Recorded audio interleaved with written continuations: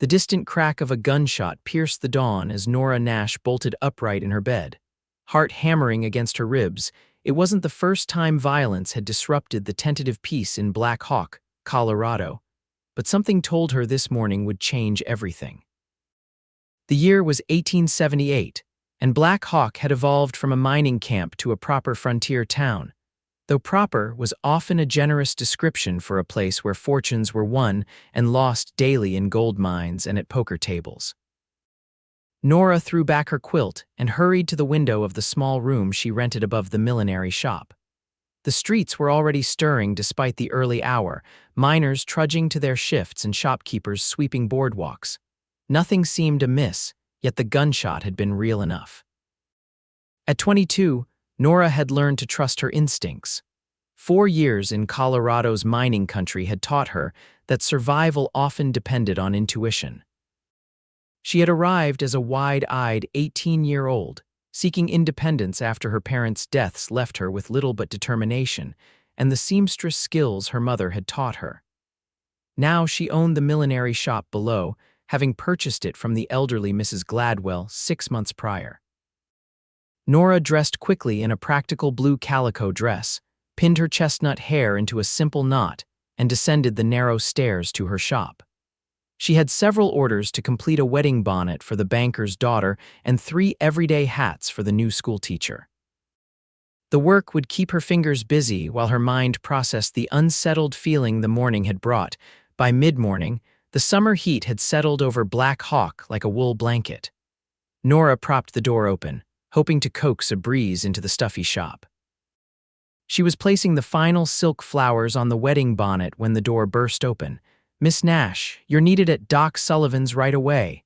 It was Timothy, the 12-year-old son of the livery owner, his freckled face flushed with urgency. "What's happened?" Nora set aside her work and reached for her shawl. "It's Sheriff Bauer, he's been shot. Doc says to fetch you because you're good with needlework and his hands ain't steady enough for the stitching needed." Nora's stomach tightened. Sheriff Bauer was one of the few honest lawmen she'd encountered in mining country. She followed Timothy down the dusty street to the doctor's small office near the edge of town.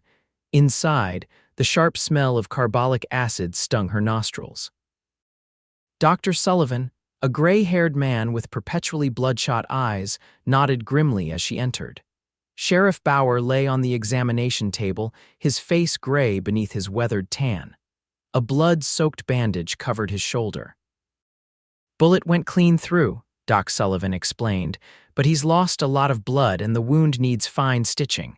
My fingers ain't what they used to be." Nora rolled up her sleeves and washed her hands in the basin the doctor provided. "Who did this?"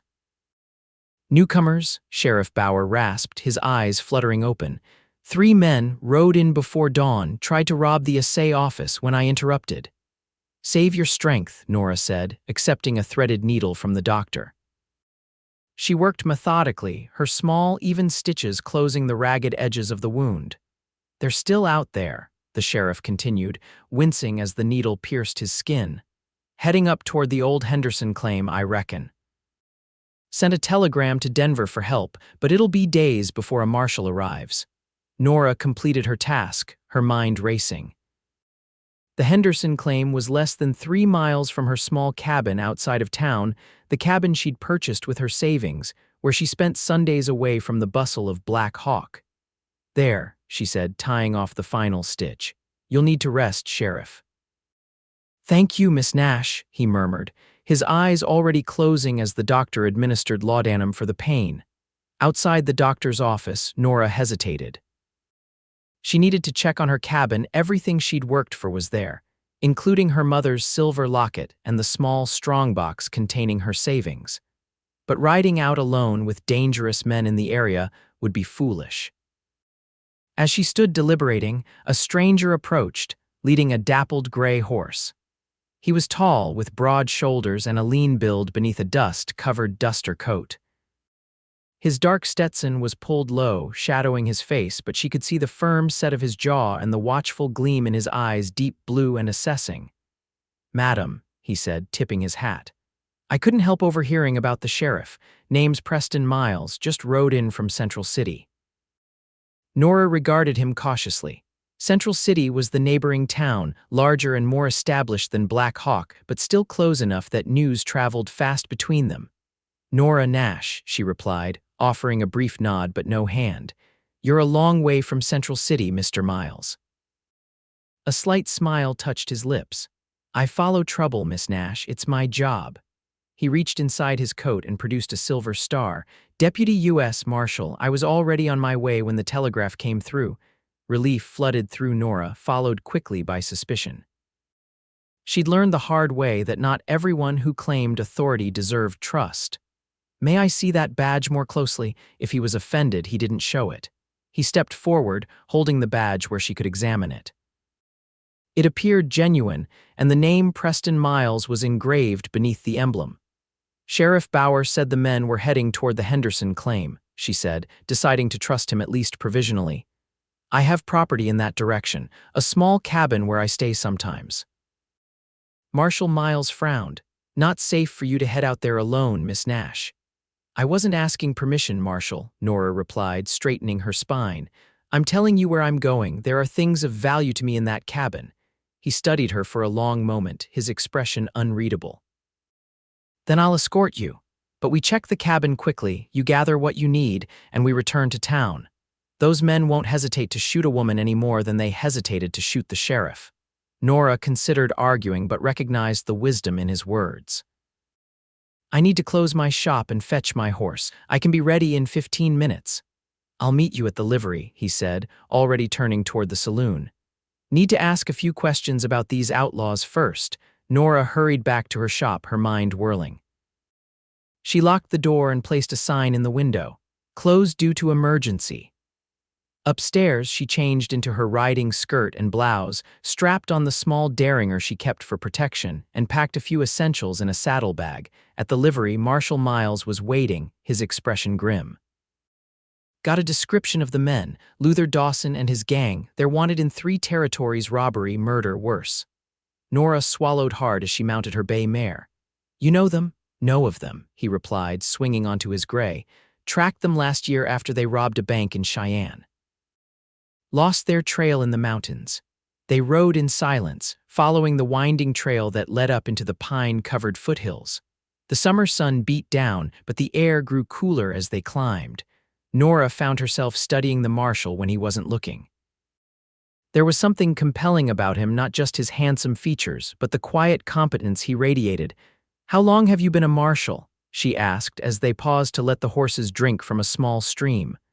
5 years, he answered, scanning the surrounding forest. Was a scout for the army before that, during the war. And before the war, a shadow crossed his face. Just a Kansas farm boy. Something in his tone told Nora not to press further. She understood private pain, she carried enough of her own. They continued on, the trail narrowing as it wound through aspen groves and pine stands. Marshal Miles suddenly raised his hand, signaling her to stop. He pointed to fresh hoofprints crossing their path, 3 horses, heading in the direction of her cabin. They've come this way, he said quietly. We need to approach carefully. Your cabin, can it be seen from the trail? No, Nora replied, her mouth suddenly dry. It's set back in a small clearing screened by trees. There's a creek behind it, he nodded. We'll leave the horses here and go the rest of the way on foot. Stay close. They dismounted and secured their horses in a dense thicket. Marshal Miles checked his revolver, a well-worn Colt, before leading the way through the underbrush. Nora followed, her heart pounding as they moved silently through the forest. The cabin came into view, a small, sturdy structure built of local pine. Smoke curled from the chimney. Nora's breath caught. Someone had made themselves at home. Marshal Miles motioned for her to remain hidden while he crept closer, moving from tree to tree with a woodsman's stealth. From her vantage point, Nora could see 2 horses tethered outside the cabin. Only 2. Where was the third? The answer came in a rustling of leaves behind her. Before she could turn, a rough hand clamped over her mouth and an arm like iron wrapped around her waist. What have we here? A voice hissed in her ear, reeking of whiskey and tobacco. A pretty little spy. Nora didn't hesitate. She stomped hard on her captors in step, driving her heel down with all her strength. As his grip loosened in surprise, she twisted away, only to feel his hands grab her dress. The fabric tore with a loud rip as she pulled free, stumbling forward. "You little wild cat," the man snarled, lunging for her again. Nora yanked her derringer from her pocket and fired. The small gun bucked in her hand, and the man howled as the bullet grazed his shoulder. The sound of the shot echoed through the clearing. Marshal Miles appeared like a ghost from between the trees, his Colt already drawn.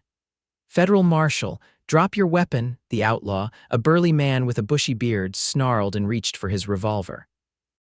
Miles fired once, and the man crumpled to the ground, clutching his leg and cursing. The cabin door burst open. Two men emerged, guns drawn, but Miles was faster. Two rapid shots and one man fell. The other ducked back inside, slamming the door. "Get down." Miles shouted to Nora, grabbing her arm and pulling her behind a large pine as bullets splintered the bark where they had been standing. Nora's heart hammered in her chest. Her dress was torn from shoulder to waist, exposing her chemise beneath. Blood trickled from scratches on her arms where she had fought against her attacker. Without a word, Marshal Miles shrugged out of his duster jacket and wrapped it around her shoulders, his eyes never leaving the cabin. The unexpected gesture of protection in the midst of danger caught Nora off guard. "Stay here," he murmured. "That's Luther himself in there. He won't surrender easy." "This is my property," Nora whispered fiercely. "I won't cower while he destroys it." Miles gave her a quick, assessing glance. "Can you shoot better than you did just now?" Despite everything, Nora felt a flicker of indignation. That was a warning shot. A ghost of a smile touched his lips. "All right, then. When I move toward the left side of the cabin, you put a shot through that window just to keep him distracted. Don't expose yourself." Nora nodded, gripping her small derringer. It had only one shot left, but Luther Dawson wouldn't know that. Miles crept away, using the trees for cover as he circled toward the side of the cabin. Nora waited until he was in position, then took careful aim at the window and fired. Glass shattered and a curse erupted from inside. In that moment, Miles made his move, charging toward the door and kicking it open in one powerful motion. Gunshots exploded inside the cabin. Nora held her breath, counting the seconds that stretched like hours. Finally, Miles appeared in the doorway. "It's clear," he called. Nora hurried forward, clutching his jacket around her. Inside the cabin, Luther Dawson lay on the floor, alive but wounded, his hands bound behind him with a leather belt. The place was a shambles, furniture overturned, her belongings scattered. "They were looking for something," Miles observed, keeping his revolver trained on the outlaw as he checked the man's bonds. "The strongbox," Nora realized, rushing to the loose floorboard beneath her bed. She pried it up with trembling fingers and nearly collapsed with relief when she found the metal box still there, untouched. "That what they were after?" Miles asked. "I don't think they knew about it," she replied, clutching the box to her chest. "But it's all I have, my savings, my mother's locket." Dawson spat on the floor. "Wasn't looking for your trinkets, woman. We needed a place to hole up. Your cabin was convenient." Miles grabbed the outlaw by his shirt front. "Where were you planning to go after this?" "You've got Confederates waiting," Dawson sneered. "Wouldn't you like to know, lawman?" "I would," Miles replied coldly. "And I have ways of finding out." Something in his tone made Nora shiver, though she wasn't the target of his threat. "We need to get these men back to town," Miles said, turning to her. "The one outside is still alive, but he needs a doctor. Can you ride ahead and bring help?" Nora hesitated. "What about my cabin, my things?" "I'll help you set it right once these men are locked up," he promised. "But we need to move quickly. Dawson here needs to stand trial for the sheriff's shooting, among other crimes." Nora nodded and quickly changed into a spare dress behind the privacy screen in the corner of the cabin. Miles's jacket had protected her modesty, but she couldn't ride back to town in torn clothing. When she emerged, Miles was checking the wound of the man outside, who had lost consciousness. The third outlaw was sitting propped against a tree, his shoulder bandaged with a torn shirt. "I'll ride as fast as I can," Nora promised, gathering her strongbox and a few essential items into her saddlebag. "Be careful," Miles cautioned. "And thank you, Miss Nash. You showed considerable courage today." Their eyes met, and something unspoken passed between them, a recognition, perhaps, of kindred spirits. Then Nora mounted her mare and urged her down the trail toward Black Hawk, the marshal's jacket still wrapped around her shoulders. The ride back to town was a blur of pounding hooves and whipping wind. Nora's mind raced faster than her horse, replaying the confrontation at the cabin. She had fired a gun at a man, something she had never imagined doing despite owning the Derringer for protection. And Marshal Miles. There was something about him that commanded both respect and curiosity. When she reached Black Hawk, the town was buzzing with news of the sheriff's shooting. Nora rode directly to the deputy's office, where Deputy Clark was struggling to maintain order in the sheriff's absence. "Marshal Miles has captured Luther Dawson and his gang at my cabin," she announced breathlessly. "He needs men and a wagon to bring them in." The deputy stared at her in disbelief, taking in her disheveled appearance and the man's jacket around her shoulders. "Luther Dawson, the outlaw." "Yes," Nora said impatiently. "And two others. One is badly wounded. You need to hurry." Her urgency spurred the deputy into action.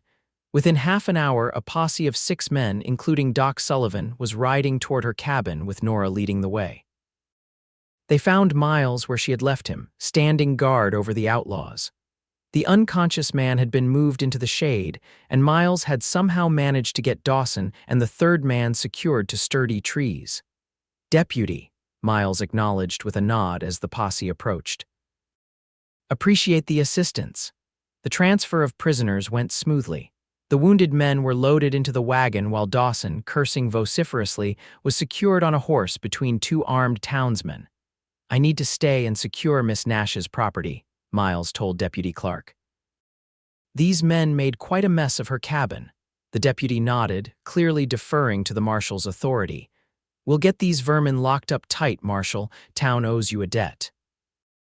As the posse departed with their prisoners, Nora stood on her porch, suddenly aware of how quiet the forest had become. She was alone with Marshal Miles, a man she had met only hours ago, yet who had risked his life to protect her and her property. "You don't have to stay," she said, though part of her hoped he would. "I can manage." Miles removed his hat, revealing dark hair streaked with premature silver at the temples. Without the shadow of the brim, his face looked younger, though the lines around his eyes spoke of a man who had seen his share of hardship. "I gave my word, Miss Nash," he replied simply. "Besides, it'll be dark soon. Not safe for you to be alone up here, even with Dawson's gang captured." Nora couldn't argue with his logic. "Then I should at least feed you. I keep provisions here." Together they entered the cabin and surveyed the damage. It wasn't as bad as it had first appeared. The outlaws had overturned furniture and emptied drawers, but nothing seemed irreparably broken. "They were definitely searching for something," Miles observed, righting a chair. "Dawson's not the type to create chaos without purpose." "What would they be looking for here?" Nora wondered, picking up scattered clothing and folding it neatly. "I'm just a milliner," Miles shrugged. "Hard to say." "Outlaws like Dawson have enemies. Could be he thought someone had left something here." They worked side by side, restoring order to the small space. Nora was struck by how carefully Miles handled her belongings, treating each item with respect. Most men she had known would have considered such domestic tasks beneath them. As the cabin took shape, Nora built a fire in the stove and prepared a simple meal from her store's beans, salt pork, and biscuits from flour she kept in a sealed tin. Miles cleaned his revolver at the table, his movements precise and practiced. "Have you been a lawman long?" she asked as she worked. 5 years as a marshal," he repeated his earlier answer. "Did a stint as a town sheriff before that. And you're tracking Dawson specifically?" Miles nodded. "Him and others like him, men who think the frontier is their personal hunting ground." There was something in his tone, a controlled anger that made Nora wonder about his past. "You're not married?" she asked, then immediately regretted the personal question. Miles didn't seem offended. "No, madam, this job doesn't leave much room for family."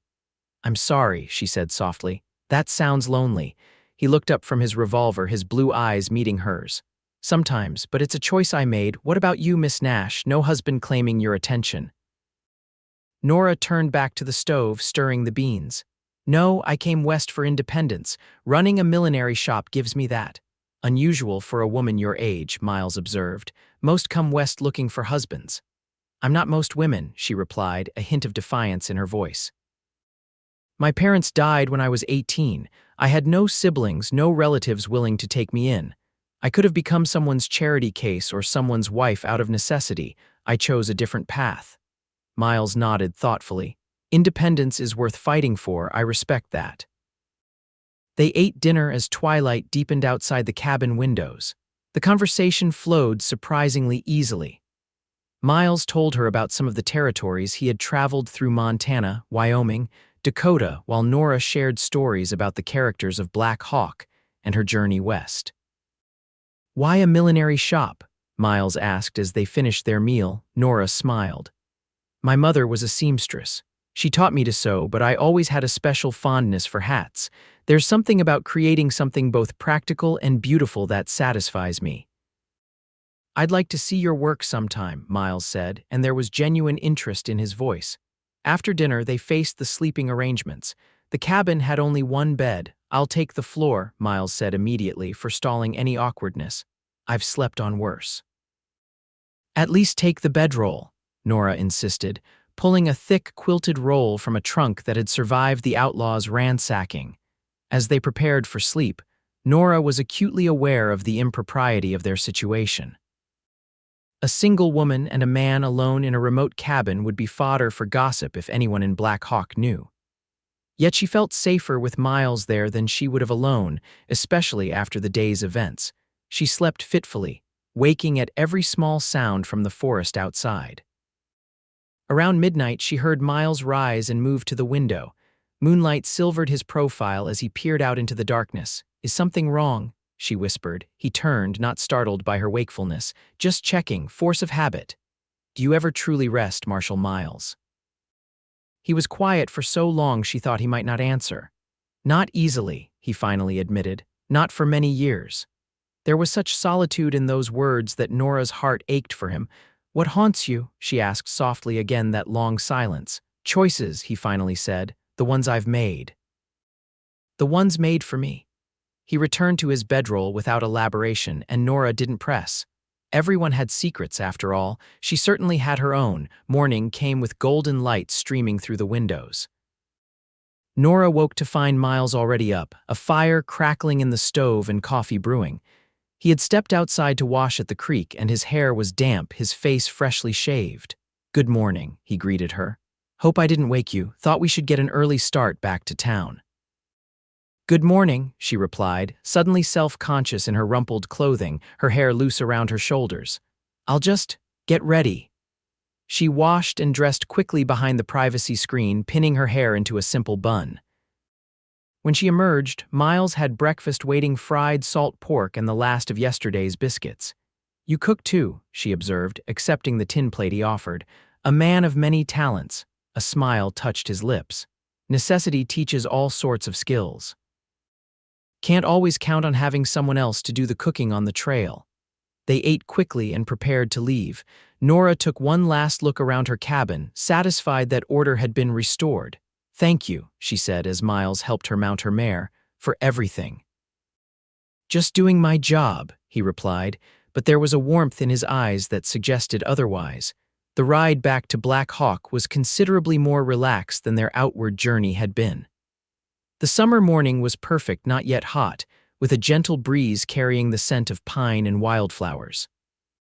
They rode side by side where the trail allowed, their conversation ranging from books they had read to places they had seen. Nora found herself laughing at Miles's dry observations about frontier towns and the characters who populated them. He had a gift for storytelling, painting vivid pictures with few words. In turn, he seemed genuinely interested in her tales of creating hats for the varied residents of Black Hawk. As they approached town, however, Miles grew more reserved, his expression settling back into the watchful mask of the Marshal. Nora felt a pang of regret. She had glimpsed the man beneath the badge and found him fascinating. Black Hawk was abuzz with news of the outlaws' capture. As they rode down the main street, people stopped to stare and point. Deputy Clark emerged from the jail as they passed, waving them over. Marshal, good news, Sheriff Bauer's fever broke in the night. Doc says he'll recover. Glad to hear it, Miles replied, dismounting. The prisoner's secure. Locked up tight, the wounded ones are under guard at Doc's place. The deputy glanced at Nora. Miss Nash, half the town's been asking after you. Mrs. Peterson was particularly concerned when she saw your shop closed. Nora suppressed a smile. Mrs. Peterson's concern was likely curiosity about Nora's whereabouts. I should open the shop, she said, turning to Miles. Marshal, thank you again for your assistance. Miles tipped his hat. The pleasure was mine, Miss Nash. His formal tone was a reminder of their return to civilization and its constraints, but his eyes held something more personal, a connection established during their shared danger and the quiet conversations at her cabin. Nora rode onto the livery, stabled her mare, and walked to her shop. As she unlocked the door, she was conscious of still wearing Marshal Miles's jacket over her dress. She had forgotten to return it, or perhaps, if she was honest with herself, she had wanted to keep this small connection to him a while longer. Inside the shop, she removed the closed sign and put on her work apron. The wedding bonnet still waited on her workbench, needing only the final touches. She had just settled in to complete it when the bell above the door jingled. Mrs. Peterson swept in, her substantial form draped in a lavender walking dress that strained at the seams. As the banker's wife and self-appointed social arbiter of Black Hawk, she considered it her duty to know everyone's business. Nora, my dear, she exclaimed, fanning herself dramatically. We were all so worried when your shop remained closed yesterday, and then to hear you were involved in that dreadful business with the outlaws. Are you quite recovered from your ordeal? Nora smiled politely. I'm fine, Mrs. Peterson, just a little tired. I should think so, Mrs. Peterson lowered her voice conspiratorially. And that handsome Marshal. Everyone is talking about how he rode to your rescue, most romantic thing to happen in Black Hawk since the Wilsons' eldest daughter eloped with that piano player last spring. Nora felt heat rise to her cheeks. Marshal Miles was simply doing his job, Mrs. Peterson. There was nothing romantic about it. If you say so, dear, Mrs. Peterson replied with a knowing smile that suggested she believed otherwise. Though I couldn't help but notice that was a man's jacket you were wearing when you rode into town this morning. Before Nora could formulate a response that would protect her reputation without outright lying, the shop door opened again.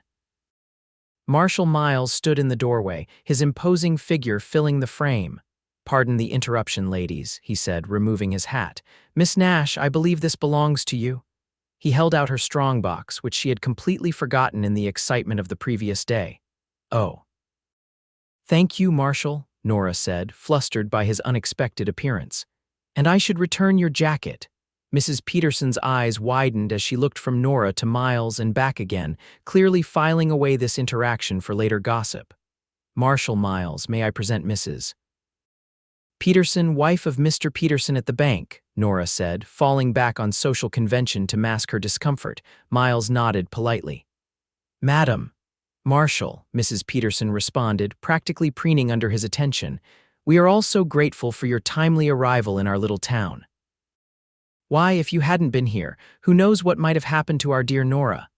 Miss Nash handled herself admirably, Miles replied, his tone respectful. She's quite capable. Nora felt a rush of warmth at his praise. Few men in her experience acknowledged a woman's capabilities so directly. Mrs. Peterson looked momentarily nonplussed, then recovered her social poise. Well, I should be going. My husband will be expecting me for luncheon. Nora, do stop by for tea sometime this week. I want to hear all about your adventure. With a meaningful glance between Nora and the Marshal, she departed in a rustle of taffeta. When the door closed behind her, Nora couldn't suppress a smile. I'm afraid you've just contributed to what will be the main topic of conversation at every dinner table in Black Hawk tonight. Miles shrugged, a hint of amusement in his eyes. Small-town talk doesn't concern me much, Miss Nash. Please call me Nora, she said impulsively. After everything that happened, Miss Nash seems overly formal. Nora, he repeated, and she liked how her name sounded in his deep voice. Then I'm Preston to you. She removed his jacket from the hook where she had hung it and handed it to him. Your jacket, Preston, thank you for the loan. Their fingers brushed as he took it, and Nora felt an unexpected flutter in her stomach at the brief contact. "How long will you be in Black Hawk?" she asked, trying to sound casual. "A week, perhaps," he replied. "Need to take statements, file reports, then I'll be escorting Dawson and his men to Denver for trial." Only a week. Nora felt a strange disappointment at the brevity of his stay. "Where will you go after that?" "Wherever the job takes me." He hesitated, then added, "Though I admit, Black Hawk has certain attractions I hadn't anticipated." The warmth in his gaze left no doubt about his meaning. Nora felt her cheeks flush again, but she held his gaze steadily. "Perhaps you'll want to see more of our little town while you're here," she suggested. "I could show you around." A genuine smile transformed his face, softening the hard lines and bringing a light to his eyes. "I'd like that very much, Nora." After Preston left, Nora found it difficult to concentrate on her work. She kept replaying their interactions in her mind, analyzing every word and glance. It had been a long time since any man had caught her interest, and never one like Preston Miles, a man whose quiet strength and unexpected gentleness intrigued her.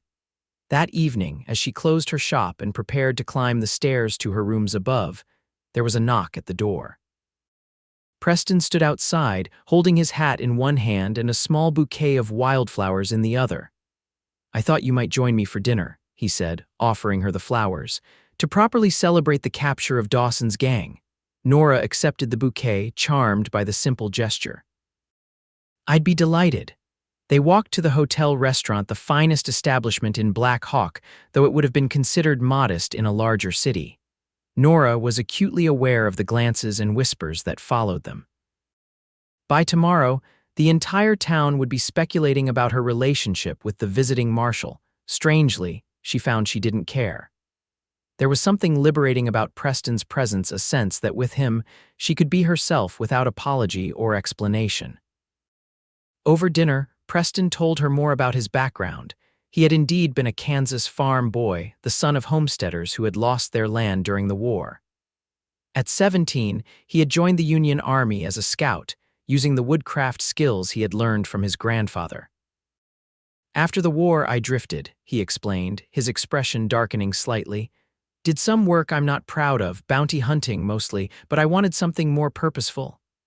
"So you became a lawman," Nora said. He nodded. "Thought I could use what I'd learned for something better than just tracking men for money. The badge gives meaning to the skills." "And family?" she asked carefully, aware she was treading into personal territory. "You mentioned you're not married, but do you have family somewhere?" Pain flickered across his features. "Had a brother, lost him at Shiloh. Parents passed a few years after the war. Father never really recovered from losing the farm, and mother's heart gave out 6 months after we buried him." "I'm sorry," Nora said softly. "I understand what it's like to be alone." "After my parents died, I felt adrift." "What brought you west?" Preston asked, clearly willing to shift the conversation away from his losses. Nora told him about her journey, how she had apprenticed with a milliner in St. Louis before saving enough to purchase a ticket to Denver, where she had worked for 2 years before hearing about the opportunity in Black Hawk. "I wanted to own my own business," she explained, "be answerable to no one but myself." "That takes courage," Preston observed. "Especially for a woman alone." "Not courage so much as stubbornness," Nora replied with a small smile. "My father always said I had enough determination for 3 people. He sounds like a wise man." He was. Nora's smile turned wistful. "A schoolteacher. He believed in education for everyone, boys and girls alike. He taught me to think for myself, even when it wasn't fashionable for young ladies to do so." As they talked, Nora found herself sharing thoughts and feelings she had kept private for years. There was something about Preston that invited confidence, perhaps because he listened so attentively without judgment. After dinner, he walked her back to her shop and rooms. At the door, they paused, the moment heavy with unspoken possibilities. "Thank you for a lovely evening," Nora said, suddenly shy. "The pleasure was mine," Preston replied, his voice low. He hesitated, then added, "I'd like to see you again tomorrow if you're willing." Nora's heart quickened. "I'd like that. I close the shop at 6. He nodded, a smile touching his lips. "Until tomorrow, then." He took her hand and raised it to his lips, pressing a gentle kiss to her knuckles. The gesture, old-fashioned and courtly, sent a shiver of delight through her. As Nora climbed the stairs to her rooms, she felt lighter than she had in years. Whatever was developing between her and Preston Miles might be brief, he would be gone in a week. After all, but she found herself eager to explore it while it lasted. The next day passed in a blur of customers and work. News of Luther Dawson's capture had spread, and it seemed everyone in town wanted to hear Nora's first-hand account of the excitement. She gave the barest details, unwilling to feed the town gossip mill more than necessary, especially regarding the night she had spent alone with the Marshal at her cabin. At 6 o'clock, she closed the shop with unusual anticipation. Preston arrived promptly, having exchanged his trail-worn clothing for a clean shirt and vest. He still wore his gun belt. Nora suspected he was rarely without it, but he had made an effort to look less like a marshal and more like a man calling on a lady. "I thought we might ride out to watch the sunset," he suggested. "There's a spot overlooking the valley that's particularly fine this time of year." The evening was perfect, warm with a gentle breeze. They rode to a promontory above the town where the vista opened to reveal the sweeping valley below, painted in the golden light of the setting sun. They dismounted and sat on a fallen log, shoulders nearly touching. "It's beautiful," Nora breathed, taking in the panorama. "It is," Preston agreed, but when she turned to him, she found him looking at her rather than the view. Heat rose to Nora's cheeks under his steady gaze. "You're supposed to be admiring the sunset, Marshal," she chided gently. "I find I prefer the view beside me," he replied simply. No man had ever looked at her the way Preston did, as if she were something precious and rare. It was both thrilling and terrifying. "You'll be leaving soon," she said, voicing the thought that had been hovering at the back of her mind all day. Preston's expression grew serious. "Yes. My duty requires it." "I understand," Nora said, and she did. Independence had been her choice. She could hardly fault him for his commitment to his own path. "But," Preston continued, taking her hand in his, "I find myself reluctant to leave Black Hawk behind, or rather to leave you behind." Nora's heart skipped. "What are you saying, Preston?" "I'm saying that in 2 days' time I have to escort prisoners to Denver, and when that's done, I'll likely be assigned to track some other outlaw in some other territory." His thumb traced gentle circles on the back of her hand. "But I'd like to come back if you'd welcome my return." The hope in his voice touched something deep within Nora. "I would welcome it very much." The kiss, when it came, was gentle, at first a question more than a demand. Nora answered by leaning into him, her hand rising to rest against his chest where she could feel the strong, steady beat of his heart. When they finally parted, the sun had dipped below the horizon, leaving the sky ablaze with pinks and purples. "We should head back before it gets dark," Preston said reluctantly. They rode back to town side by side, their horses moving at an unhurried pace as if sensing their riders' desire to prolong the evening. At her door, Preston kissed her again, more confidently this time, and Nora felt as though something inside her that had been closed for years was finally opening. The next day brought unexpected drama. Nora was serving a customer when shouting erupted in the street. She hurried to the door to see a crowd gathered outside the jail. Deputy Clark emerged, his face grim. "What's happened?" Nora asked a passerby. "One of Dawson's men broke out during the night," the man replied excitedly. "Knocked the night deputy unconscious and took his gun. Marshal's organizing a search party." Fear clutched at Nora's heart. The escaped outlaw was likely the one whose shoulder had been wounded the man who had attacked her at the cabin. Would he seek revenge? She returned to her shop and locked the door, her hand trembling slightly. The customer, a miner's wife who had been examining ribbons, looked alarmed. "Perhaps I should come back another time," she said, edging toward the door. "No, please," Nora replied, forcing a smile. "I'm sure the marshal will have the man back in custody soon." "Now, you were interested in the blue ribbon for your daughter's dress." The woman stayed, but the shopping session was brief and distracted. After she left, Nora found herself jumping at every sound from the street. She considered closing early but decided that hiding in her rooms would only feed her fears. Around noon, the shop door opened and Preston entered. Relief flooded through Nora at the sight of him. "Are you all right?" he asked immediately, crossing to her. "Yes," she assured him. "Just a bit on edge. Have you found him?" Preston shook his head. "Not yet. We tracked him to the edge of town, but the trail splits there. Some men are searching the mining camps, others the trails heading out of the valley." "Do you think he'll try to free Dawson?" "Possible, but unlikely. Dawson's being heavily guarded now. More likely he'll try to put as much distance between himself and Black Hawk as possible." Preston's expression was grim.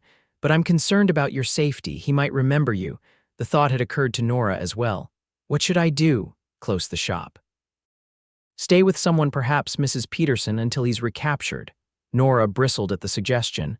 "I'm not going to hide, Preston. This is my business, my livelihood." His jaw tightened. "It's not safe." "Life isn't safe," she countered. "I can't stop living because there might be danger."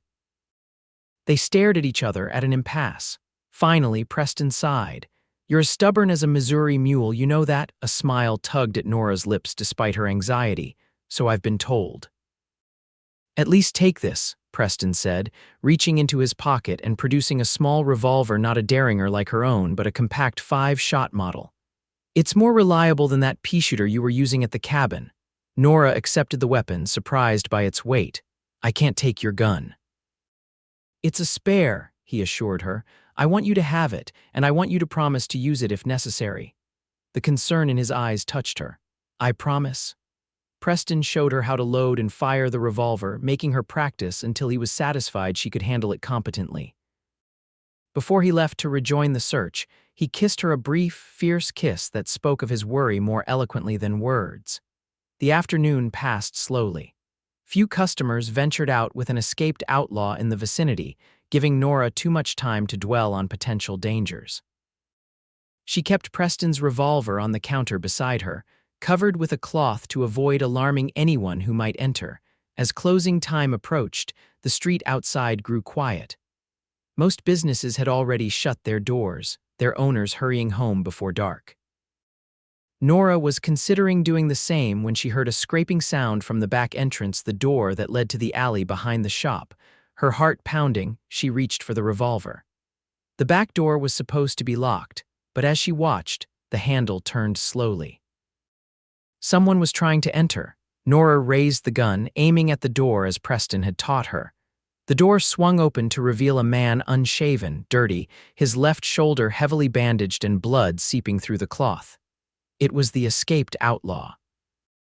"Don't move," Nora commanded, her voice steadier than she felt. "I'll shoot."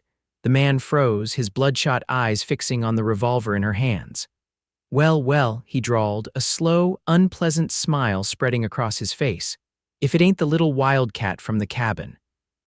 "Seems like fate, don't it?" "Back away," Nora ordered. "Leave now and I won't shoot." He chuckled, a sound that raised the hairs on the back of her neck. "You won't shoot me, missy, not in cold blood. You had your chance at the cabin and you just winged me.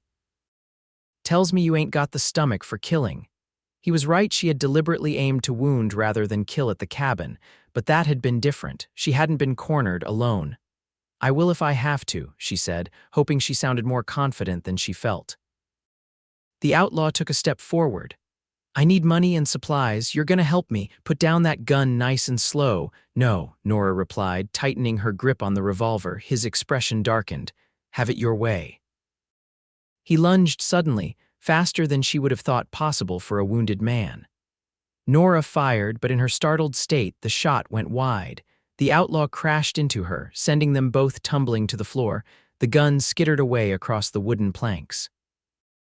Nora fought with everything she had, kicking and clawing as the outlaw tried to pin her down. She managed to land a solid blow to his wounded shoulder, making him howl in pain. But he was stronger, and soon he had her arms trapped, his weight pressing her to the floor.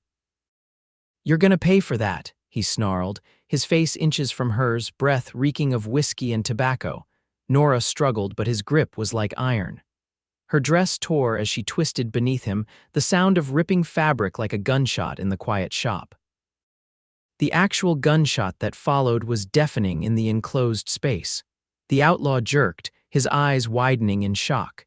He slumped forward, his weight suddenly dead on top of her. With a tremendous effort, Nora pushed him off and scrambled away. Preston stood in the doorway, his Colt still raised, smoke curling from the barrel. His face was a mask of cold fury that transformed into concern when he saw her. "Nora." He holstered his gun and rushed to her side, helping her to her feet. "Are you hurt?" She shook her head, though every part of her felt bruised. "No, I'm all right." Preston's gaze swept over her, noting her torn dress and the red marks on her arms where the outlaw had gripped her. Without a word, he shrugged out of his duster jacket and wrapped it around her shoulders, just as he had done at the cabin. The gesture, repeated in this moment of need, brought tears to Nora's eyes. "I heard the shot," Preston explained, his arm steady around her waist. "I was checking the back alleys when I heard it." Deputy Clark and several townsmen burst through the front door, drawn by the sound of gunfire. "Marshal, what happened?" Clark's eyes widened as he took in the scene: the fallen outlaw, Nora's disheveled state, the broken items scattered across the floor. "The fugitive attacked Miss Nash," Preston said, his voice hard. "He won't be troubling anyone again." While the deputy and the other men dealt with the body, Preston led Nora upstairs to her rooms. She was trembling now, the delayed shock of the attack catching up to her. "Sit," Preston said gently, guiding her to a chair. He found a bottle of brandy on her sideboard and poured a small measure into a glass. "Drink this, it will help with the shock." Nora sipped the fiery liquid, grateful for the warmth that spread through her. Preston knelt before her, taking her hands in his. "I'm sorry," he said, his voice rough with emotion. "I should have been here sooner." "You couldn't have known he would come here," Nora replied, squeezing his hands, "and you came when it mattered most." Preston's blue eyes held hers, filled with a mixture of relief and something deeper, more profound. "When I heard that shot and thought you might be hurt, I realized something." "What?" Nora whispered. "That in just a few days, you've become more important to me than anything has been in a very long time." His thumb brushed across her knuckles. "I know it's fast, maybe too fast, but there's something between us, Nora, something I don't want to lose." Nora's heart swelled. "I feel it too." Preston stood, still holding her hands, and drew her to her feet. "Come with me to Denver." The request caught her by surprise. "What?" "After I deliver Dawson, take the stage and meet me there. We could have a few days together before I have to move on. Get to know each other better, away from all this." He gestured toward the window, indicating the town beyond with its prying eyes and wagging tongues. The idea was tempting more than tempting, but Nora hesitated. "My shop could be closed for a week," Preston finished for her. "You've been through an ordeal. No one would question you taking some time to recover." Nora considered his words. She had built her life around independence and self-reliance. Impulsively following a man she had known less than a week to Denver seemed contrary to everything she stood for. And yet there was something about Preston Miles that called to her soul. A recognition, perhaps, of a kindred spirit, someone else who understood both loneliness and the value of self-determination. "Yes," she heard herself say, "I'll come to Denver." The smile that transformed Preston's face made her certain she had made the right decision.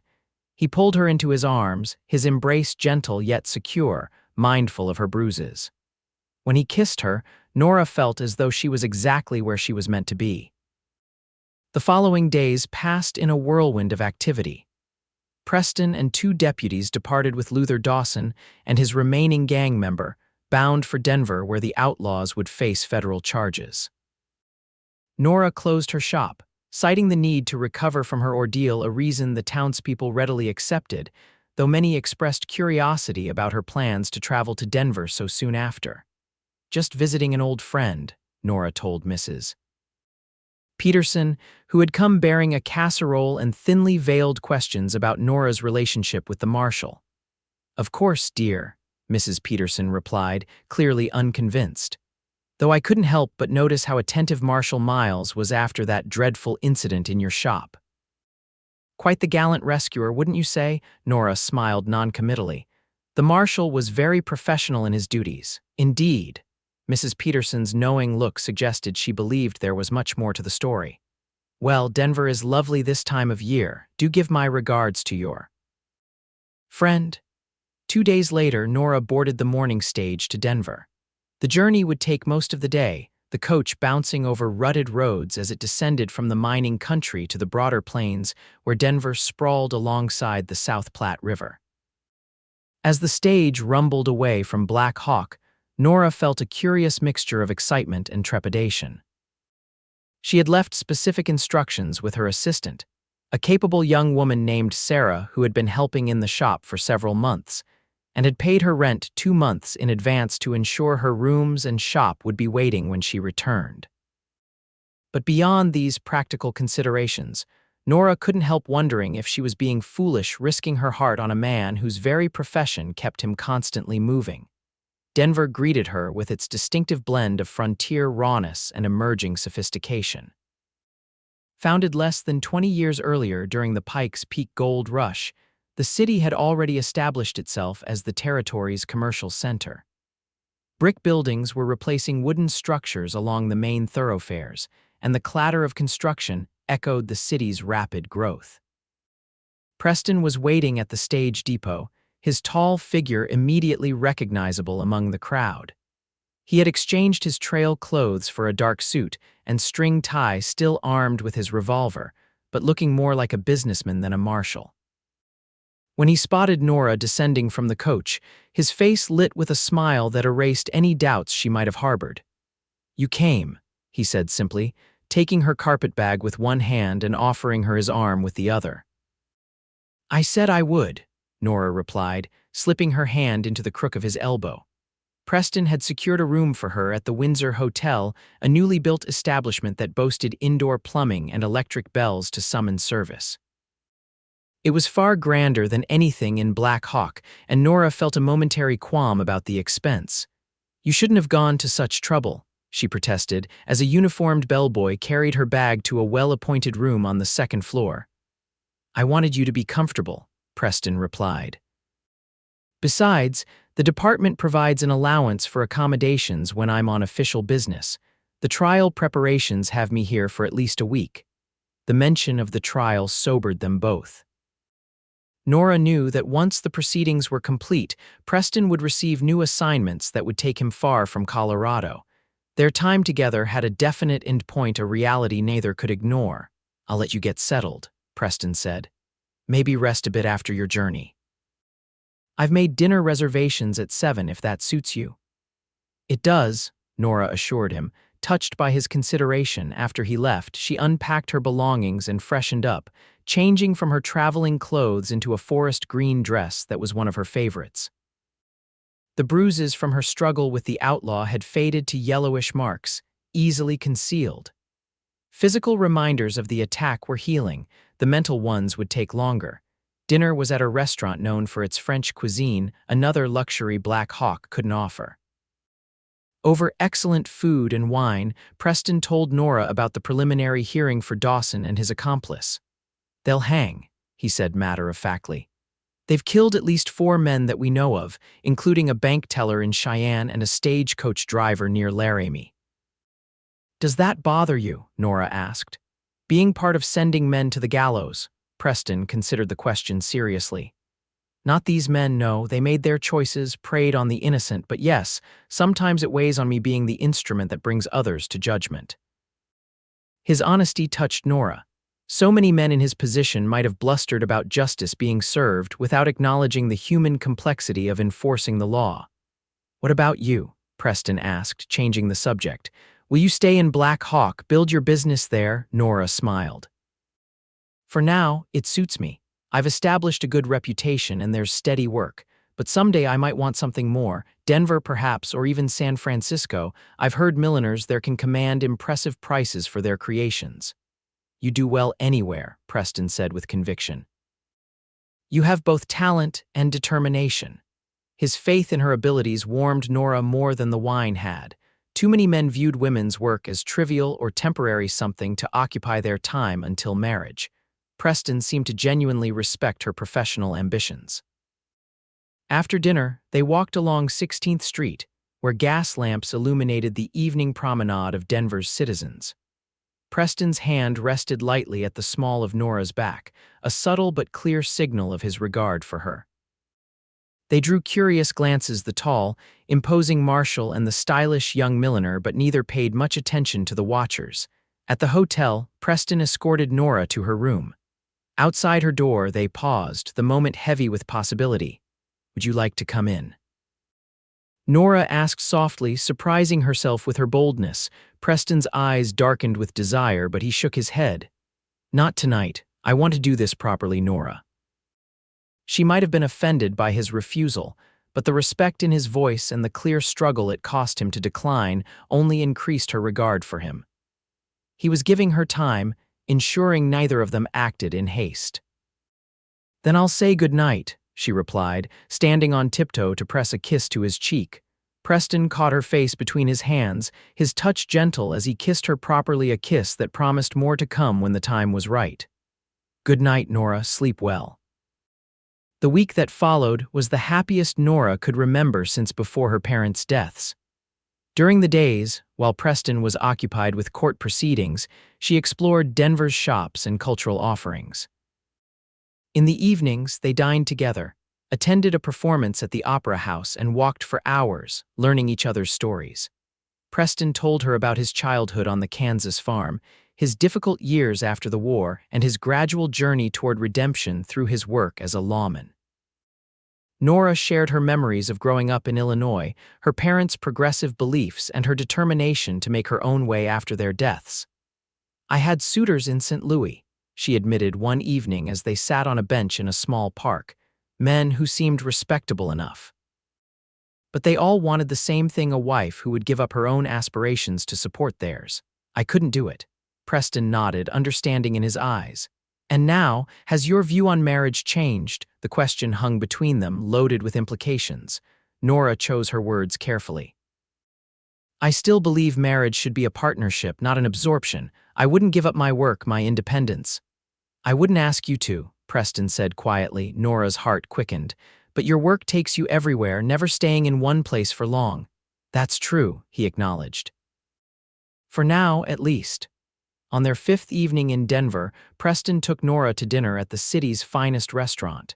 She wore a new dress she had purchased that day, a deep blue silk that complemented her eyes and fair complexion. Preston couldn't take his eyes off her as they were shown to a private table in a secluded corner.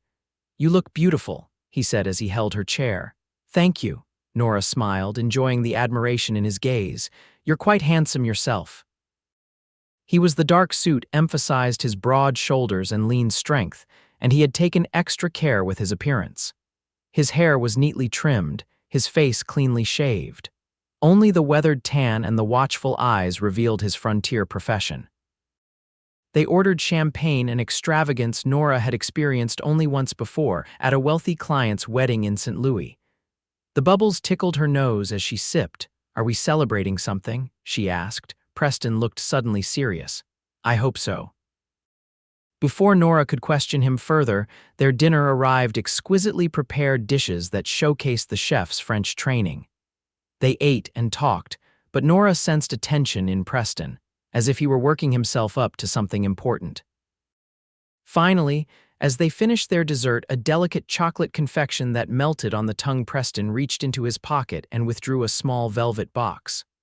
"Nora," he began, his deep voice uncharacteristically hesitant, "I know we've known each other only a short time. Some would say too short to be certain of anything, but I've lived enough to recognize what matters when I find it." He opened the box to reveal a ring, a single, perfect diamond set in gold, simple yet elegant. "I'm asking you to marry me, not right away if you don't wish it, but someday soon." "I love you, Nora Nash. I want to build a life with you." Nora's breath caught. Though their connection had been swift and powerful, she hadn't expected this, not yet, not with the reality of his profession still standing between them. "Preston," she said carefully, "I care for you deeply. I believe I could love you, in fact, but there are practical considerations. Your work takes you away for months at a time. I have my business in Black Hawk. How would we make a marriage work?" Preston closed his hand around the ring box. "I've been thinking about that. I've been offered a position as Chief Marshal for the Colorado Territory, based here in Denver. It would mean less travel, more administrative duties. I've always preferred action to paperwork, but for the right reason." He looked at her meaningfully. I'd consider it. You'd change your whole career. For me, Nora was stunned by the magnitude of what he was suggesting. For us, Preston corrected gently. For the chance at something I never thought I'd have, a home, a family, someone to come back to. Nora felt tears prick her eyes. I don't want you to resent me for changing your path. I won't, he promised. The years on the trail have taken their toll, Nora. I'm 34. I've been shot twice, stabbed once. Spent more nights under the stars than under a roof. Maybe it's time for something different. His honesty touched her deeply. This wasn't a hasty decision made in the flush of new attraction. He had clearly thought about their future together. And my work, she asked. My shop. Bring it to Denver, Preston suggested.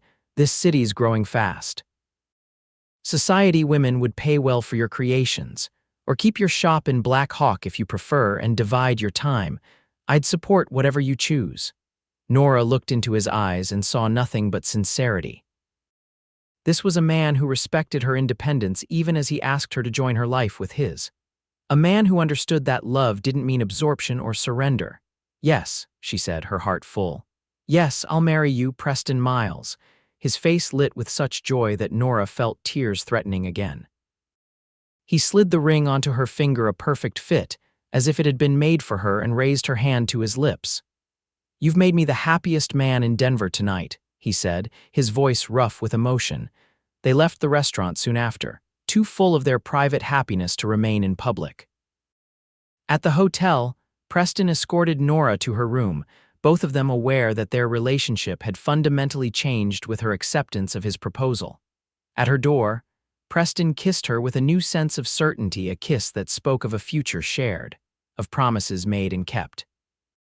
Nora responded with equal fervor, her hands sliding up to frame his face. When they finally parted, both breathing unevenly, Preston rested his forehead against hers. I should go, he murmured, though his arms remained around her waist. You could stay, Nora suggested softly. They were engaged now, their commitment to each other declared. The strict proprieties seemed less important than the need to express their love fully. Preston's eyes darkened with desire, but he shook his head. When we're married, he said, his voice husky. I want to do everything right with you, Nora, no rushed moments or regrets. His restraint, born of respect rather than lack of desire, only increased Nora's love for him. She nodded, understanding. Then kiss me again before you go. He did, thoroughly, leaving her breathless and certain that the waiting would only make their eventual union sweeter. The next morning, reality intruded on their happiness. A telegram arrived for Preston during breakfast, an urgent summons back to the territorial offices. What is it? Nora asked, noting his frown as he read the message. Dawson's gang wasn't as small as we thought, Preston explained grimly. 2 more members have been spotted near Boulder. They're believed to be planning something, possibly an attempt to free Dawson before the trial concludes. Nora's stomach clenched. You have to go. It wasn't a question, but Preston nodded anyway. I'm sorry, Nora, duty calls. I understand, she said, and she did, though disappointment was a bitter taste in her mouth. This was the reality of loving a lawman, plans interrupted, danger ever present. When will you leave? Within the hour. I need to gather a posse in Boulder. He reached across the table to take her hand, his thumb brushing over the engagement ring. This doesn't change anything between us. I'll be back as soon as I can. Be careful, Nora said, squeezing his hand. I've only just found you. I don't intend to lose you to Dawson's men.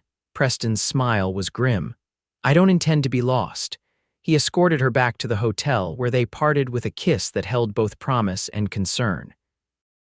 As Nora watched him stride away, his duster coat swinging with his purposeful gait, she felt a chill of premonition. The life they had begun to plan together still faced obstacles, not just the practicalities of merging 2 independent lives, but the very real dangers of Preston's profession. With Preston gone, Denver lost much of its charm for Nora. She spent one more day exploring the city, but her heart wasn't in it. By evening, she had made her decision. She would return to Black Hawk the next morning. Her shop needed attention, and familiar surroundings would help her cope with the uncertainty of waiting for Preston's return. The stage journey back to Black Hawk seemed longer and more uncomfortable than the ride down had been. Nora's thoughts were filled with worry for Preston. Dawson's remaining gang members would be desperate men with nothing to lose. A posse might have numbers on their side, but desperation made men dangerous. Black Hawk welcomed her back with its usual blend of gossip and genuine concern. Mrs. Peterson was the first to visit the shop after Nora reopened it. "You're back sooner than expected," the older woman observed, her sharp eyes immediately noting the diamond ring on Nora's finger. "And with a new accessory, I see. Do tell, my dear." Nora saw no reason to hide her engagement. "Marshal Miles has asked me to marry him," she said simply. "I've accepted." Mrs. Peterson's delighted gasp suggested she had suspected as much but was no less thrilled to have her intuition confirmed. "How wonderful, though I must say it's happened rather quickly." "You've known the Marshal, what, 2 weeks?" "Sometimes," Nora replied with a small smile. 2 weeks is enough to know your heart." This romantic sentiment melted even Mrs. Peterson's tendency toward judgmental gossip. "Indeed." "Why, Mr. Peterson proposed to me after only a month's acquaintance, and we've been happily married for 32 years. The news spread rapidly through Black Hawk. Most reactions were positive, genuine congratulations mixed with curiosity about when the wedding would take place and whether Nora would remain in town afterward. She answered honestly that no date had been set and their future location remained undecided. 5 days passed with no word from Preston. Nora tried to focus on her work, completing the wedding bonnet and starting several new commissions, but anxiety gnawed at her. Each day, she walked to the telegraph office to inquire whether any messages had arrived for her. Each day, the operator shook his head. On the 6th day, as Nora was closing her shop, Sheriff Bauer appeared at her door. He had recovered enough from his wound to resume limited duties, though his left arm remained in a sling. "Evening, Miss Nash," he said, removing his hat. "Might I have a word?"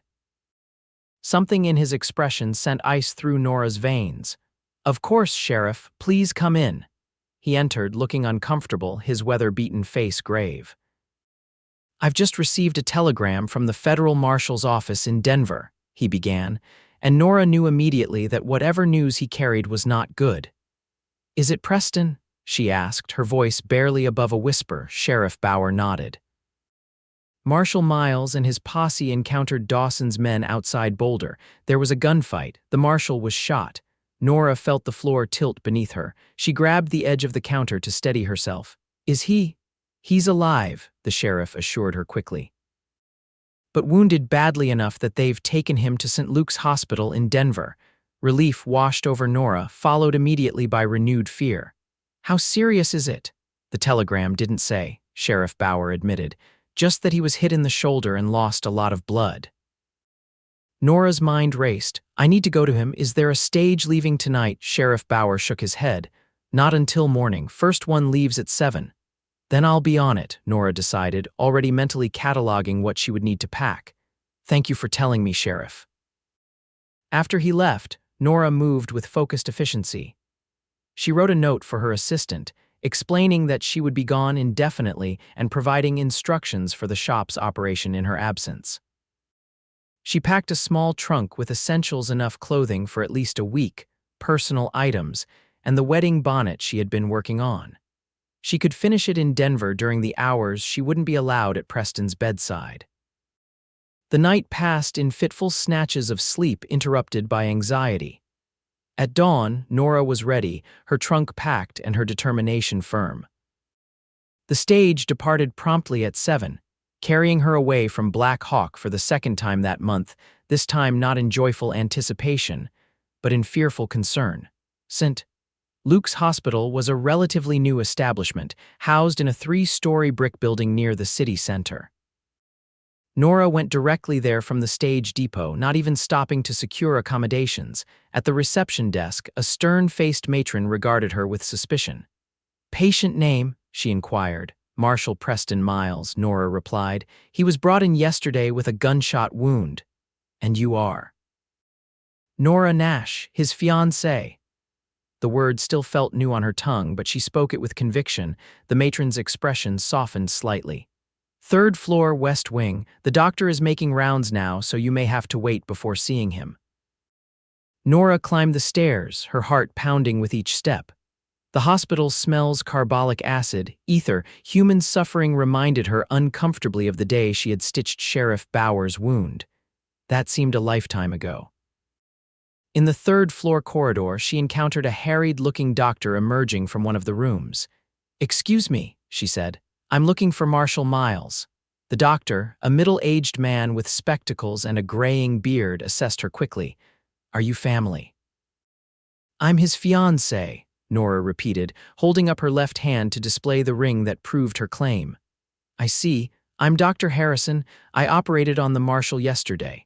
He gestured for Nora to accompany him to a quiet alcove at the end of the hall. The bullet entered his right shoulder, missed the artery by an inch, but did considerable damage to muscle and bone. "He's lost a significant amount of blood and is running a fever." Nora's medical knowledge was limited, but she understood enough to recognize the gravity of Preston's condition. "Will he recover? If infection doesn't set in, his chances are good," Dr. Harrison replied cautiously. "He's strong and otherwise healthy, but the next few days will be critical." "I want to see him," Nora said, her voice steady despite the fear clutching at her heart. The doctor nodded. "He's conscious, though weak. Try not to excite him. He needs rest more than anything." Preston's room was small but private, a concession to his status as a federal marshal. He lay on a narrow bed, his face pale against the white pillowcase, his right shoulder and chest heavily bandaged. And Roman IV tube delivered fluids to his left arm. His eyes were closed, his breathing shallow. Nora approached quietly, afraid of disturbing him. His hand lay on the blanket, and she took it gently in hers, shocked by how cool his skin felt. At her touch, his eyelids fluttered open. "Nora." His voice was a hoarse whisper, disbelief in his eyes. "You're here." "Of course I'm here," she replied, her throat tight with unshed tears. "Where else would I be when you're hurt?" A ghost of his usual smile touched his lips. "Didn't want you to see me like this." "Hush," Nora admonished, stroking his hand. "Save your strength. You need to recover so we can plan our wedding." Preston's fingers tightened weakly around hers. "The men who shot me, they're dead, all of them. No more danger from Dawson's gang."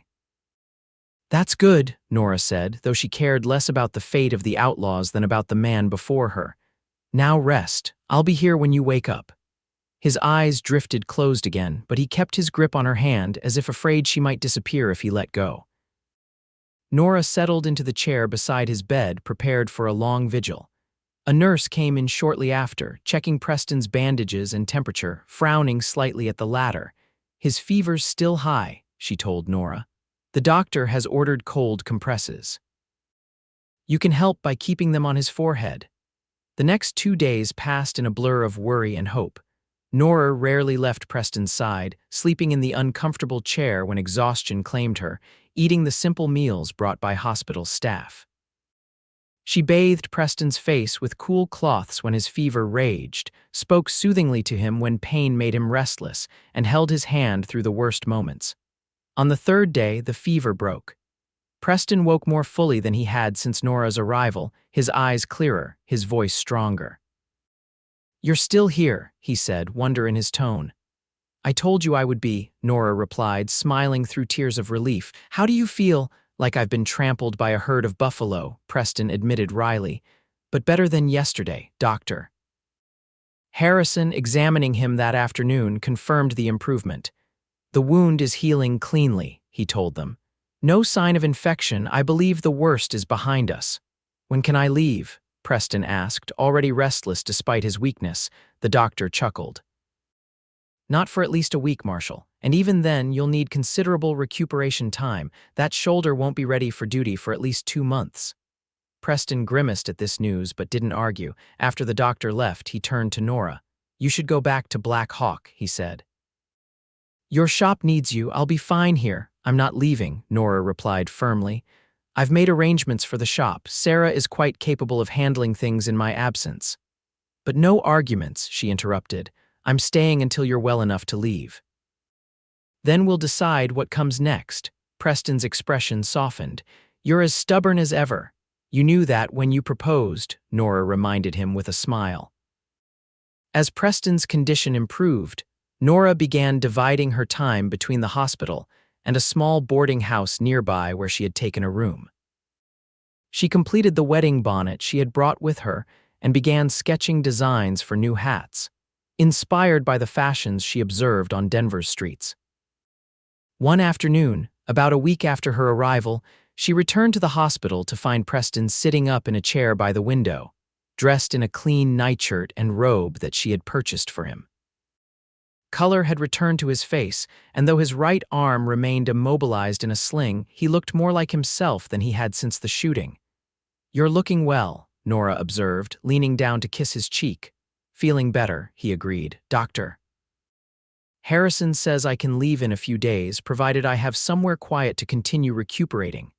"That's wonderful news." Nora sat in the chair opposite him. "Have you thought about where you'll go?" Preston nodded. "I've been meaning to talk to you about that. The federal marshal's office has given me a leave of absence 3 months with pay to recover. After that." He hesitated, then continued, "After that, the offer of the chief marshal position here in Denver still stands, if I want it. And do you?" Nora asked carefully, not wanting to influence his decision. "I do," Preston said, his eyes steady on hers. "For many reasons, but mostly because it would mean building a life with you, a real life, not snatched moments between assignments." Joy bloomed in Nora's chest. "I've been thinking too," she admitted. "About my shop in Black Hawk. I love it, but Denver offers more opportunities. I could open a new millinery here, perhaps in one of the fashionable shopping areas." Preston's face lit with hope. "You'd consider moving to Denver?" "More than consider," Nora replied. "I've already inquired about available storefronts. There's one on Larimer Street that would be perfect, good foot traffic from the ladies who shop at the department stores nearby." "You've been busy," Preston observed, a smile tugging at his lips. "I had to do something while you were sleeping all those hours," Nora teased. "And I realized something important while I was sitting beside your bed, Preston. Life is uncertain, especially for a lawman. I don't want to waste a moment of our time together." Preston reached for her hand with his good one, his expression serious. "What are you saying, Nora?" "I'm saying I want to marry you as soon as you're well enough to stand before a minister," she replied simply. "Why wait? We know our hearts." The joy that transformed Preston's face was all the answer Nora needed. He pulled her toward him, kissing her with a passion that belied his recent illness. "I love you," he murmured against her lips. "More than I ever thought possible." 2 weeks later, on a clear October afternoon, Nora Nash became Nora Miles in a small ceremony at St. John's Episcopal Cathedral. Preston, though still wearing a sling on his right arm, stood tall and proud beside her as they exchanged vows. Sheriff Bauer had made the journey from Black Hawk to stand as Preston's best man, and Sarah, Nora's assistant, served as her bridesmaid. The reception was held at the Windsor Hotel, a simple affair with cake and champagne for their small circle of friends and colleagues. Preston's fellow marshals presented them with a handsome mantel clock for their new home, while Nora's friends from Black Hawk gifted them with a hand-stitched quilt. As the celebration wound down, Preston leaned close to his new wife. "Ready to go home, Mrs. Miles." Home was a comfortable 3-bedroom house on a tree-lined street, not far from the federal offices, a wedding gift to themselves, purchased with their combined savings. Preston had insisted on a house with enough room for children, a possibility that filled Nora with both excitement and trepidation. "Very ready, Mr. Miles," she replied, slipping her hand into the crook of his good arm. Their guests saw them off with good wishes and knowing smiles as they departed in a hired carriage. The house awaited them, already furnished with a mixture of Preston's few possessions and new items they had selected together. When they arrived, Preston insisted on carrying Nora across the threshold despite his injured shoulder. "It's tradition," he said when she protested. "And I'm stronger than I look." Inside, the house was warm and welcoming, a fire already laid in the grate by the housekeeper they had hired to prepare for their arrival. Preston set Nora on her feet in the parlor, keeping his arm around her waist. "Welcome home," he said softly, his eyes filled with a love that took Nora's breath away. "Home," she repeated, the word holding new meaning now that they would share it. "I like the sound of that." Preston lowered his head to kiss her, not the restrained kisses they had shared during his convalescence, but a kiss full of passion and promise. Nora responded in kind, her hands sliding up to frame his face as she had wanted to do for weeks. When they finally parted, both breathless, Preston rested his forehead against hers. "I should warn you," he murmured, "that my shoulder might limit certain activities." Nora smiled, a blush warming her cheeks even as she replied boldly, "Then I'll just have to be gentle with you this time." The months that followed were the happiest of Nora's life. Preston recovered his strength rapidly, though a certain stiffness in his right shoulder remained a permanent reminder of the gunfight that had nearly taken him from her. By Christmas, he had assumed his new duties as Chief Marshal, a position that kept him busy but allowed him to return home to her each night. Nora opened her millinery shop on Larimer Street in November, just in time for the holiday season. The fashionable ladies of Denver quickly discovered her talent, and by spring, Nash Millinery had developed a reputation for quality and style that kept Nora pleasantly busy. Their home became a haven, a place where Preston could set aside the burdens of law enforcement, and Nora could relax after days spent creating beautiful hats for demanding clients. They hosted small dinner parties for friends, spent quiet evenings reading by the fire, and planned for their future with a confidence born of shared love and mutual respect. In April of 1879, 6 months after their wedding, Nora discovered she was expecting their first child. The news filled Preston with such joy that he swept her into his arms, twirling her around their kitchen despite her laughing protests. "A baby," he said in wonder, his hand gentle on her still flat stomach. "Our child. Are you pleased?" Nora asked, though his reaction had answered the question. "More than pleased," Preston replied, his voice rough with emotion. "I never thought I'd have this: a wife, a home, a child. You've given me everything, Nora." She leaned into his embrace, content. "We've given it to each other." Their son, James William Miles, was born on a snowy January morning in 1880, a healthy, robust boy with his father's blue eyes and a powerful set of lungs. Preston paced the hallway throughout Nora's labor, and when the midwife finally invited him in to see his wife and newborn son, his hands trembled as he reached for the tiny bundle. "He's perfect," Preston whispered, awe in his voice as he counted the baby's fingers and toes. Nora watched them from the bed, exhausted but elated. This was her family, the husband who had wrapped her in his jacket on that fateful day at the cabin, the child they had created together in love. From the moment of that first protective gesture, their destinies had been intertwined, though neither could have imagined where the path would lead. Life settled into new patterns as they adjusted to parenthood. Nora hired an assistant to help at the shop so she could spend more time with Jamie, as they called their son. Preston adjusted his hours at the Marshal's office, delegating more responsibilities to his deputies so he could be present for his family. When Jamie was 18 months old, Preston came home one evening with news that would change their lives again. "I've been offered a new position," he told Nora as they sat together after dinner, watching their son play with wooden blocks on the carpet. "Judge Hawkins has recommended me for appointment as a territorial judge." Nora looked up in surprise. "A judge? That's quite a change from martial work." Preston nodded. "It is, but it's a natural progression. My law enforcement experience gives me insight into criminal cases, and Judge Hawkins thinks I have the right temperament for the bench."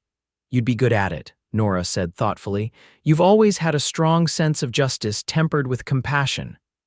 "There's something else," Preston added. "The appointment would mean moving to Pueblo. They need a judge there to handle the Southern District." Nora considered this information. Pueblo was a growing city about 100 miles south of Denver, still in Colorado, but far enough away to require significant changes. "What do you think?" she asked. "Do you want to accept?" "Only if you're willing," Preston replied. "I won't uproot you and Jamie if you're happy here." Nora looked around their comfortable home, thinking of the shop she had established, the friends they had made. But none of those things defined her happiness that came from the man sitting beside her and the child playing at their feet.